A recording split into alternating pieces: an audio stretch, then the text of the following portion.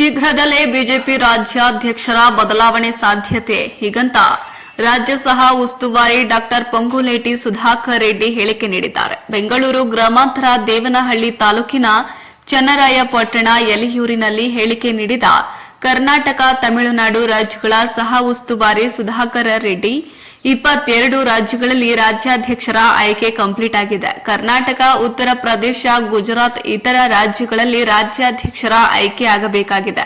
ಆಯ್ಕೆ ಮಾಡಲು ಕಮಿಟಿ ಇದೆ. ಕಮಿಟಿ ಆದೇಶ ಮಾಡುತ್ತೆ. ರಾಜ್ಯದ ಬಗ್ಗೆ ಶಿವರಾಜ್ ಸಿಂಗ್ ಅವರಿಗೆ ನಾವು ವರದಿ ನೀಡಿದ್ದೇವೆ ಎಂದರು. వరది ఎలియూరు రాధాకృష్ణ.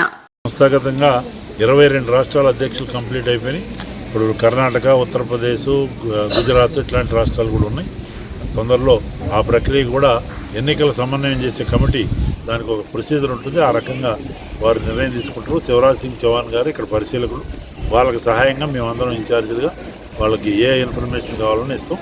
ట్రూ డెమోక్రటిక్ ప్రాసెస్లో తప్పనిసరిగా ఇక్కడ కూడా అయిపోతే తెలంగాణ అయిపోయింది, పాండిచ్చేరి, అండమాను, తమిళనాడు, అన్ని కేరళ అన్నీ అయిపోయినాయి.